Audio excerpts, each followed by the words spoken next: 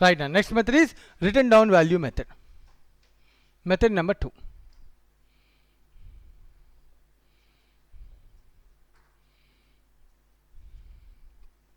So written down value method or ఇంకోటి ఏంటన్నా దీని పేరు reducing balance method.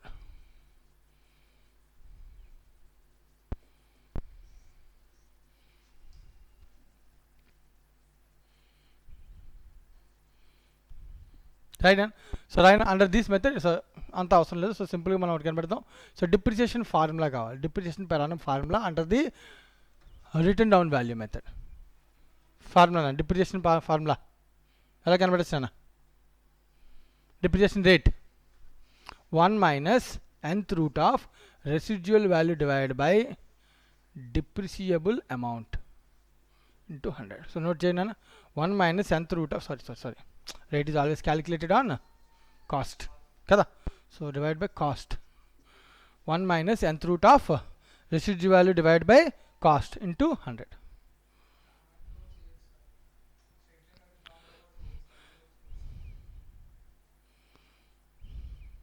Return down value మెథడ్కి ఒకటే formula, 1 minus nth root of residual value divided by cost into 100. Right అన్న. సరే ఈ ఫార్ములా ఎలా వచ్చింది? We will discuss about this formula in mathematics time value of money later. ఓకేనా? So formula derivation, formulas ఎందుకు వచ్చింది, ఎలా వచ్చింది, దాని గురించి మనం తర్వాత discuss. It is a compounding effect. It is a compounding effect. So called concept of compounding. It will be discussed in interest chapter, అదే time value of money chapter తర్వాత చూద్దాం నేను. ఓకే, సో ఫార్ములా అయితే గుర్తుపెట్టుకోండి. So depreciation per annum equals ఎలా వస్తుందన్నా? Depreciation rate, so depreciation per annum rate అనేది. ఓకేనా? So depreciation per annum rate అని ఎలా వస్తుంది? 1 minus nth root of residual value divided by cost of the asset into 100. Right, this is the formula for return down value method. Right, దీనిలో నువ్వు observe చేస్తే ఏదైతే rate కనుక్కుంటావో so దాన్ని దేని మీద అప్లై చేయాలన్నా? Depreciation rate is applied on wrong. The depreciation rate is applied cost మీద apply చేయాలంటే it is a straight line method. Straight line మెథడ్లో అయితే rate is applied on cost. But in case of written down value మెథడ్లోనే ఉందన్న. ఏంటది? Written the depreciation rate is applied on written down value. So what is meant by written down value? Cost minus depreciation. Cost minus depreciation is known has written down value. So note చేయండి point. So ఇది మనం mistake చేయకూడదు. So depreciation rate ఏదైతే మనం straight line మెథడ్లో చేస్తామో that rate is applied on cost of the asset. Every year cost మీద apply చేస్తాను, అవునా కదా? అందుకని ఈక్వల్ అమౌంట్ వస్తుంది. కాస్ట్ మీద ఎవ్రీ ఇయర్ అప్లై చేస్తాం కాబట్టి స్ట్రైట్ లైన్ మెథడ్లో ఏమొస్తుంది? ఈక్వల్ అమౌంట్ వస్తుంది. కానీ రిటర్న్ డౌన్ వాల్యూ మెథడ్లో ఎవ్రీ ఇయర్ ఒకే కాస్ట్ మీద మనం అప్లై చేయను. దేని మీద అప్లై చేస్తాం? రిటర్న్ డౌన్ వాల్యూ మీద అప్లై చేస్తాను అన్న. రైట్ అన్న. సో అందువల్లే ఇక్కడ డిప్రిసియేషన్ ఈక్వల్ వస్తుందన్న. Here the depreciation is depreciation of every year is not equal and it will be reducing. Not equal and it will be reducing. అందుకే దీని పేరేంటి? Reducing balance method. So balance reduce అవుతుంది కాబట్టి rate apply చేస్తే దాని మీద depreciation కూడా ఏమవుతుంది? తగ్గుతుంది. సో ఎవ్రీ ఇయర్ డిప్రిసియేషన్ ఏమవుతుంటుందన్న? తగ్గిపోతుంది. So what is this concept sir? Sir ఎందుకు ఈక్వల్ డిప్రిసియేషన్ కరెక్టా, రిటర్న్ డౌన్ వాల్యూ మెథడ్ కరెక్టా? ఇప్పుడు వెంటనే క్వశ్చన్ రైజ్ అవుతుంది కదా మరి. సో ఒక మెథడ్ ఏమో ఎవ్రీ ఇయర్ డిప్రిసియేషన్ సేమ్ ఉండాలి, ఎందుకంటే అసెట్ని ఎప్పుడు ఒకలా వాడుతూ ఉంటాము అని నువ్వు చెప్తున్నావు. ఇంకొక మెథడ్ ఏమో ఎవ్రీ ఇయర్ డిప్రిసియేషన్ సేమ్ ఉండదు, ఒక ఇయర్లో ఎక్కువ ఉంటే నెక్స్ట్ ఇయర్లో ఏమవుతుంటుంది? తగ్గుతూ ఉంటుంది. దీన్ని ఎప్పుడు కూడా కాస్ట్ మీద అప్లై చేయము, డబ్ల్యూడివి మీద అప్లై చేస్తామని ఒక కాన్సెప్ట్ చెప్తుంది. So which concept is correct? ఇది క్వశ్చన్, ఆలోచించండి.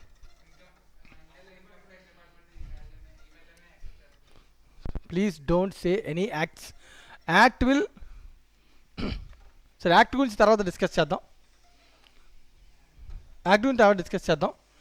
సో యాక్ట్లో చెప్పాడు కాబట్టి సార్ డబ్ల్యూడివి ఫాలో అయిన act suggests 2 methods, straight line as well as WDV. అప్పుడు నువ్వేం ఆన్సర్ చెప్తావు?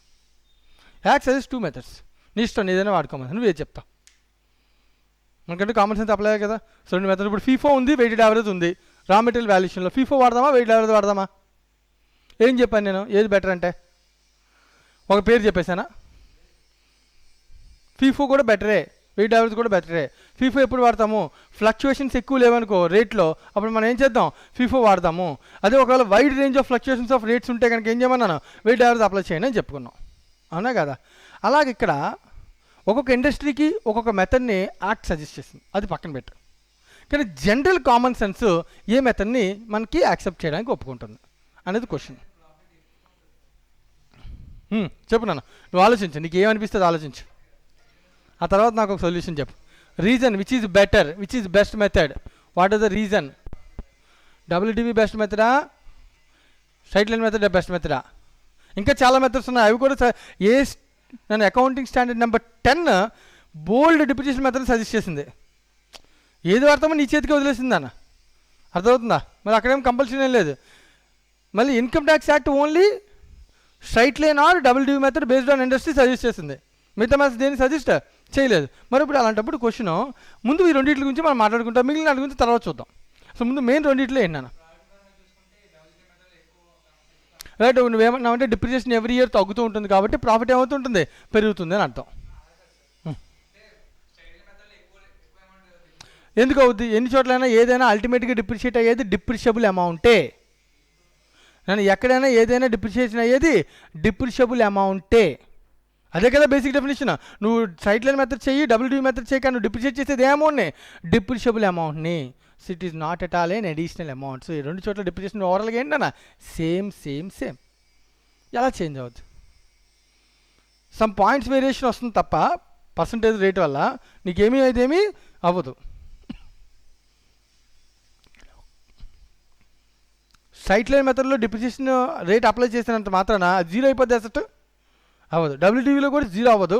అలా అని చెప్పి కానీ ఇది ఇంకా కొంచెం ఎక్కువగా డిప్రిషియేట్ చేసుకుంటూ వెళ్తుంది, లైక్ చివరి దాకా తీసుకెళ్తుంది. కానీ టిల్ డిప్రిషియబుల్ అమౌంట్ వరకు మాత్రమే అది కన్సిడర్ చేస్తుంది.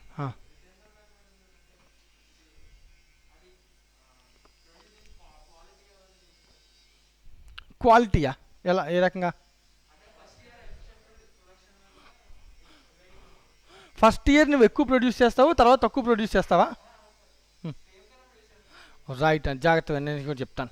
So depreciation is related to an asset కదా, ఒక కాన్సన్ట్రేట్ చేయనని చెప్తాను.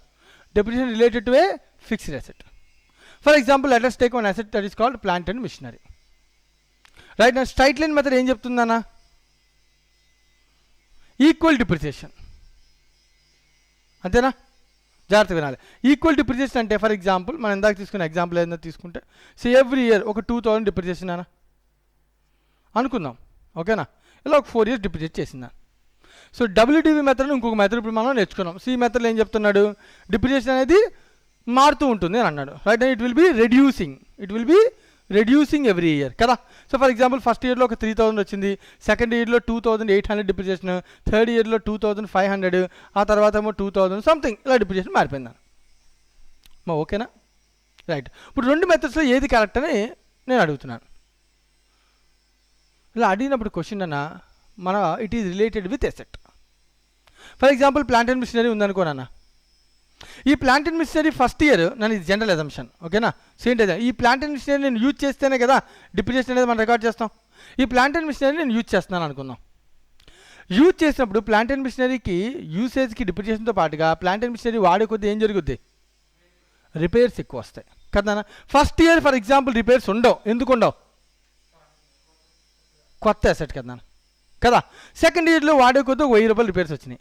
సెకండ్ ఇయర్లో నన్ను 2 years అయిపోతే రిపేర్స్ ఏమవుతాయి? పెరిగితే జనరల్ అజంప్షన్, తర్వాత ఏమవుతానన్నా పెరిగాను, ఇలా పెరిగాను. ఇలా చేయడం వల్ల the total amount should be debited to P&L account for the purpose of asset is 2000 for first year, 3000 for second year, 3500 for third year, 4000 for fourth year. అంటే నేను P&L అకౌంట్లో రాసే amount of appropriation relating to asset is changing because of straight line method. అంటే నా profit బాగా impact అవుతుంది దేనిలో? Straight line మెథడ్లో. కానీ ఎక్కువ నువ్వు అబ్జర్వ్ చేస్తే రైట్, నా జాగ్రత్తగా అబ్జర్వ్ చేయి, డిప్రిసియేషన్ ఎక్కువ ఉంది నాన్న. ఫస్ట్ ఇయర్లో 0, సెకండ్ ఇయర్లో ఏమవుతుందన్న? డిప్రిసియేషన్ తగ్గింది కానీ ఎక్స్పెండిచరు పెరిగింది, మళ్ళీ డిప్రిసియేషన్ తగ్గింది, ఎక్స్పెండిచరు పెరిగింది, మళ్ళీ డిప్రిసియేషన్ ఇంకా తగ్గుతుంది, ఎక్స్పెండిచరు పెరుగుతుంది. నువ్వు అబ్జర్వ్ చేస్తే డిప్రిసియేషన్ తగ్గే కొద్దీ ఎక్స్పెండిచర్ ఏమవుతుందన్న? పెరుగుతుంది, అంతే కదా. అప్పుడు నీకు ఓవరాల్ P&L ఇంపాక్ట్ ఎక్కడ తక్కువ ఉంటుంది? ఓవరాల్ ఎఫెక్ట్ పిఎండ్ఎల్లో ప్రాఫిట్ని ఏది ఎక్కువ ఇంపాక్ట్ చేయదు?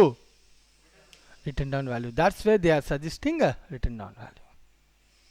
అర్థమవుతుందన్నా? సో ఒక అసెట్ యొక్క ఇంపాక్ట్ ఒక్క డిప్రిసియేషన్తో చూడకూడదు, దాని రిలేటెడ్ ఎక్స్పెన్సెస్తో కూడా చూడాలి. ఓవరాల్గా తీసుకుంటే నువ్వు పిఎండ్ఎల్ని ఎక్కువ ఎఫెక్ట్ చేస్తే మంచిది, తక్కువ ఎఫెక్ట్ చేస్తే మంచిదా పిఎండ్ఎల్ని? మన ప్రాఫిట్ ఒక ఇయర్ ఒకలాగా నెక్స్ట్ ఇయర్ ఒకలాగా ఉంటే మంచిదా? ప్రాఫిట్ సేమ్ అమౌంట్ గురించి మాట్లాడట్లా, ఈక్వలెంట్గా ఉండాలి కదా. నా ప్రొడక్షన్ పెరిగితే ప్రాఫిట్ పెరుగుతుంది, తప్పులేదు. ప్రొడక్షన్ సేమే, అప్పుడు ప్రాఫిట్ కూడా సేమ్ ఉండాలా? ప్రొడక్షన్ సేమే, ప్రాఫిట్ సేమ్ ఉండాలా? పోనీ సేమ్ అంటే నా ఉద్దేశం ఎగ్జాక్ట్ అమౌంట్ అని కాదు, ప్రపోర్షనేట్గా ఉండాలి కదా కనీసం. అంతేగాని ఇప్పుడు ఈ మెథడ్ వాడాను అనుకో, ప్రొడక్షన్ సేమే కానీ నా ప్రాఫిట్ ఏమవుద్ది? తగ్గిపోద్ది ఎవ్రీ ఇయర్. ఎందుకు తగ్గిపోద్ది? డిపెండెన్స్ సేమ్ ఉంది కానీ ఎక్స్పెండిచర్ ఏమవుతుంది దాని మీద? పెరిగిపోతుంది. మా మీనింగ్ అర్థమవుతుందా? కానీ ఈ మెథడ్ వల్ల ఏమవుతుంది? ఎంతో కొంత రికవరీ జరుగుతుంది. సో ఆ రికవరీ ఉంటుంది కాబట్టి they are suggesting WDV method. ఓకేనా? క్లియరేనా? Right, next. సో ఇంత మనకి 2 మెథడ్స్ కంప్లీట్ అయినాయి. ఒక మెథడ్ ఏంటి? Straight line method. Second method ఏంటి? Right hand. ఇవి 2 కూడా కొంచెం ఇంపార్టెంట్ మెథడ్స్ అన్న. మిగతా ఏ మెథడ్ అయినా సింపుల్ ఫార్ములాస్ అన్న చాలా ఈజీగా మనం ఏదైతే డెఫినేషన్ నేర్చుకున్నామో ఆ డెఫినేషన్ బేస్ అయ్యి కొన్ని ఫార్ములాస్ మెథడ్స్ ఉంటాయి. సరే, next method number 3. It is some of years digits method.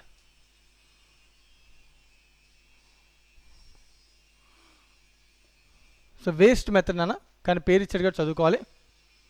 Option ఏమీ లేదు నీకు, అసలు ఎటువంటి రిలేషన్ ఏమీ ఉండదు. కానీ దీనికి ఒక చిన్న అడ్వాంటేజ్ ఉంది, అది తప్ప దానిలో మిగతా ఏమీ ఉండదు. ఇటు ఏంటనేది మెథడ్ పేరు some of years digits method. ఇక్కడ ఏంటంటే ఒక ఇయర్ని ఒక డిజిట్ కింద కన్సిడర్ చేస్తాడు ఫస్ట్ థింగ్. రైట్, ఏం చేస్తాడు వీడు? రైట్. సో ఫార్ములా నాన్న, డిప్రిసియేషన్ ఎలా డిప్రిసియేషన్ దేని మీద క్యాలిక్యులేట్ చేయాలి? నేను ఎప్పుడు కూడా డిప్రిసియేషన్ స్ట్రైట్ లైన్ మెథడ్లో కట్టాం కదా, డిప్రిసియేషన్ దేని మీద క్యాలిక్యులేట్ చేయాలి? డిప్రిషియబుల్ అమౌంట్. సో ఎక్కడైనా ఒకటేనా ఫార్ములాలో? So depreciable amount first thing, depreciable amount. ఓకేనా? నేను చెప్తున్నాను డిప్రిషియబుల్ అమౌంట్, డిప్రిసియేషన్ అమౌంట్ కాదు, చాలా జాగ్రత్తగా ఉండాలి, కాస్ట్ కాదు. So depreciation per annum is always calculated on depreciable amount multiplied with remaining useful life by total. Remaining useful life by total life including current year. Including current year. So note change formula. So depreciation per annum equal to depreciable amount into remaining useful life including current year division total useful life.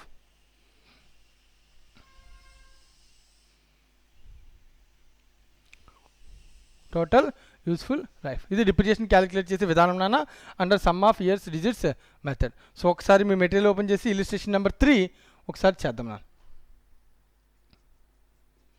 Illustration number 3 just ఈ calculation కోసం చేద్దాం నాన్న.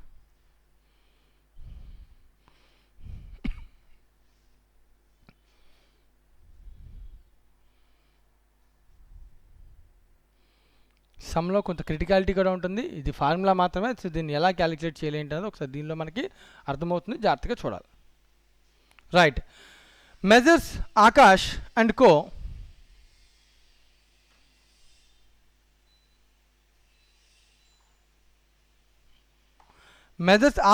కో purchased a mission for 10 lakhs. నా cost of the machine ఎంత? 10 lakhs. Estimated useful life and scrap value were 10 years and 1,20,000 respectively. So what is the depreciable amount? 10 lakh minus 1,20,000, that equals to 8,80,000. అంతేనా? Okay, done. The useful life ఎంత అన్నవాడు? 10 years. The machine was put to use on 1/1/2014. So put to use ఎంత అన్నా? 1/1/2014. 1/1/2014 నుంచి start చేశాను నాన్న. So required show the machinery account and depreciation account in the books of 2019 by using sum of years digits method. నేను ఇంకా accounting చెప్పలేదు కాబట్టి అది పక్కన పెడదాం. నేను లెడ్జెస్ గురించి నేను అడగట్లా. ఇక్కడ నేను దీనిలో అడుగుతుంది ఏంటంటే డిప్రిసియేషన్ ఎలా చేస్తాం ఫర్ ది ఇయర్. ఎప్పటి వరకు నన్ను అడిగేది పడ్డాడు మనల్ని 19 అడిగాడు, కానీ అసెట్ ఎప్పుడు స్టార్ట్ అయింది? 14. అంటే 14, 15, 16, 17, 18. 14, 15, 16, 17, 18 అంటే ఎన్ని ఏళ్ళు అయిపోయింది? 5 years డిప్రిసియేషన్ తీసిన తర్వాత అసెట్ వాల్యూ ఎంత ఉంటుందో నాకు తెలియాలి. అంతే కదా. బుక్స్లో నేను రికార్డ్ చేసేది ఏంటన్నా? కాస్ట్. బుక్స్లో ఎప్పుడు రికార్డ్ చేసేది ఏంటి? కాస్ట్. స్క్రాప్ వాల్యూ రికార్డ్ చేస్తానా? చేయను. కానీ స్క్రాప్ వాల్యూ దేనికోసం కన్సిడర్ చేస్తాను? డిప్రిసియేషన్ క్యాలిక్యులేషన్కి కన్సిడర్ చేస్తాను.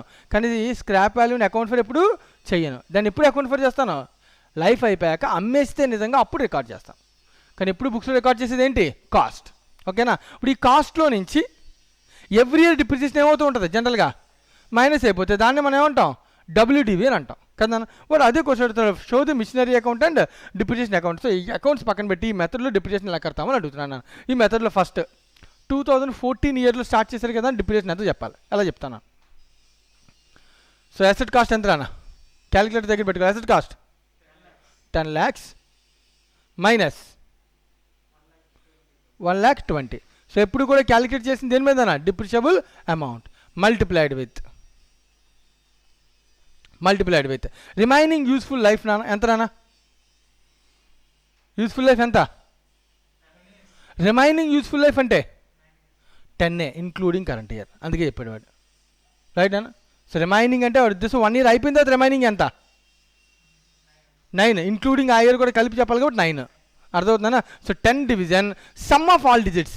నేను టోటల్ యూస్ఫుల్ లైఫ్ అంటే నాన్న యూస్ఫుల్ లైఫ్ యొక్క నెంబర్ యొక్క డిజిట్స్ యొక్క total of useful life in digits. ఓకేనా? డిజిట్స్ యొక్క టోటల్ మనం చెప్పాలి. డిజిట్స్ అన్న 10 యూస్ఫుల్ లైఫ్కి డిజిట్స్ అన్న 1 2 3 అలా 10 అన్న. సో 1 నుంచి 10 వరకు నాకు సమ్ ఎలా కనుక్కోవచ్చు అన్న? ఒక ఫార్ములా n × n+1/2 అని ఒక ఫార్ములా ఉంటుంది. సమ్ ఆఫ్ ఆల్ డిజిట్స్ చేయొచ్చా మనం? ఏంటో ఫార్ములా ఎక్కడ వస్తుంది అది? Arithmetic progression. రైట్ అన్న? రైట్. సో 8,80,000 క్యాలిక్యులేటర్ చూడన్న ఇంటూ 10 బై డివిజన్ అన్న 11 5 × 11 55. సో క్యాలిక్యులేట్ చేయవా please? 8,80,000 into 10 by 55 88 lakhs by 55 1,60,000 అన్న. సరే ఎందుకు సార్ ఇప్పుడు ఇదంతా కష్టపడి చేస్తాము? ఫామ్లో చూస్తే అర్థమైపోతుంది కదా.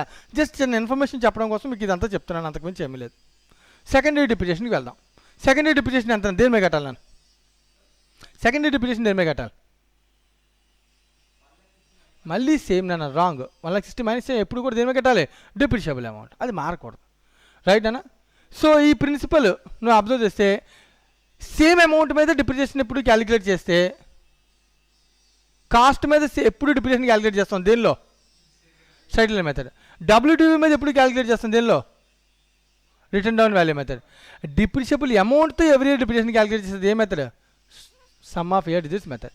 ఈ ఒక్క మెథడ్ కాదు, నెక్స్ట్ ఏ మెథడ్ అయినా సరే డిప్రిసియేషన్ దేని మీద క్యాలిక్యులేట్ చేస్తాం? డిప్రిషియబుల్ అమౌంట్తో డిప్రిసియేషన్ క్యాలిక్యులేట్ చేస్తాం. కాస్ట్కి WDVకి ఎటువంటి సంబంధం ఉండదు. అది మొదటి ఇంపార్టెంట్. ఆ పాయింట్ చెప్పడం కోసం ఈ మెథడ్ చెప్తున్నాను. రైట్. ఒకటి. సో ఎంత అమౌంట్ మీద చేయాలి? 8,80,000. Very good. Multiplied with what? 9 division 55. Some of year digits కదా, టోటల్ కదా. నేను ఎక్కడ రిమైనింగ్ లైఫ్ యొక్క టోటల్ డిజిట్స్ చెప్పలా, టోటల్ డిజిట్స్ అంటే 55. ఇప్పుడు ఎంత అవుతుందండి? క్యాలిక్యులేట్ చేయనా? క్యాలిక్యులేట్ చేయను.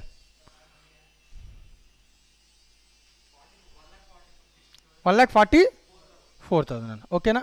రైట్. రెండో పాయింట్ ఇక్కడ అబ్జర్వ్ చేస్తున్నాను. డిప్రిసియేషన్ ఈజ్ రెడ్యూసింగ్ అంటే ఇది ఏ మెథడ్లో? Written down value method. అంటే the concept of sum of digits method contains 2 different variations. It is always calculated on same amount called depreciable amount, and the depreciation amount is every year reducing. So రెండు ఫీచర్స్ని combine చేస్తుంది. ఒక feature ఏంటి? Same amount మీద calculate చేసే feature. అక్కడ same amount డిప్రిషియబుల్ amount కదా, అక్కడ calculate చేసేది కాస్ట్ మీద. కానీ సేమ్ అమౌంట్ మీద ఎప్పుడు క్యాలిక్యులేట్ చేస్తాం. అంటే సైట్ లైన్ మెథడ్ నుంచి ఒక ఫీచరు, WDV మెథడ్ నుంచి ఒక ఫీచర్ తీసుకుని చేస్తే దాని it is called some of years digits method. Okay, very good. ఇది కూడా బాగానే ఉంది. So what about 2016? 8,80,000 into 8 by 55. 1,28,000 అంతేనా?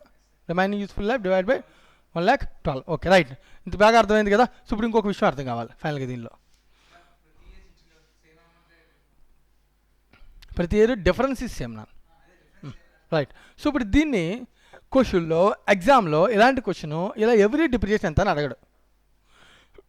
క్వశ్చన్ ఏమడతాడు? WDV ఆన్ 2020 ఎంత అని అడుగుతున్నాను.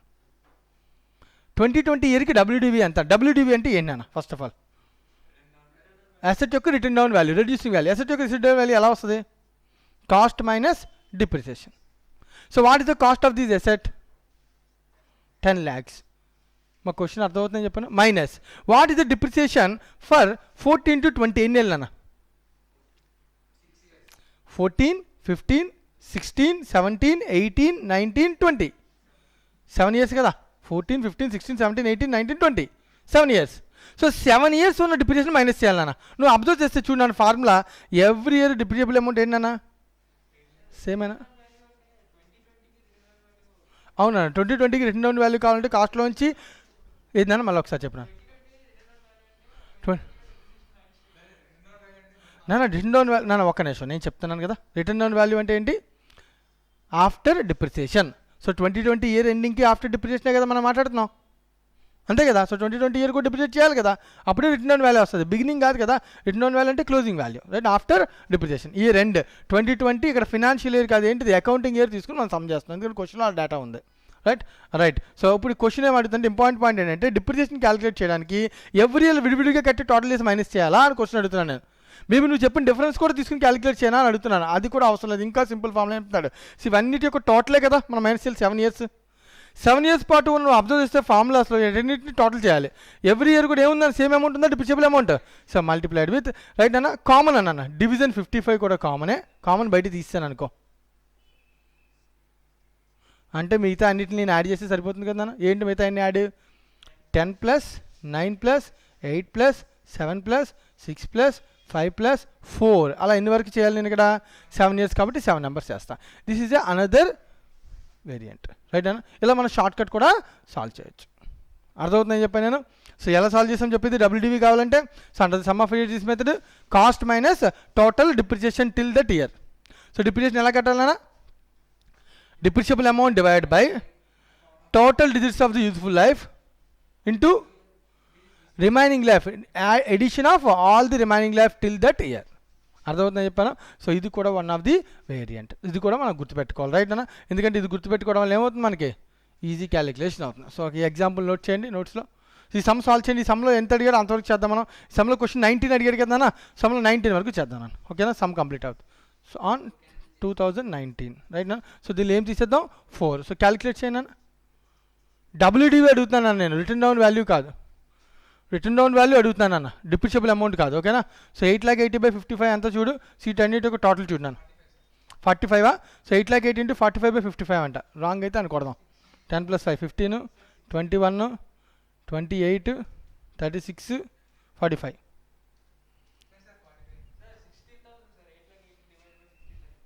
16 16,000 × 45 7,20,000. సో మైనస్ చేసేస్తాను అప్పుడు ఎంత అవుతుందండి WDV? 2,80,000. So WDV as it is 2,80,000. So note చేయండి. సో ఈ సమ్ ఇప్పుడు ఇంతకీ ఎగ్జాంపుల్ అంతా చెప్పడానికి 3 points రీజన్. ఫస్ట్ పాయింట్ ఏంటి? స్ట్రైట్ లైన్ మెథడ్ నుంచి ఒక ఫీచర్ తీసుకుంది. ఏంటి ఆ feature? It is always calculated on the formula is applied on depreciable amount. గుర్తుండడం కోసం చెప్తున్నాను. Point number 2, it is calculated the value is depreciation is every year it is reducing, it is not equal, it is a feature of WDV, right Anna?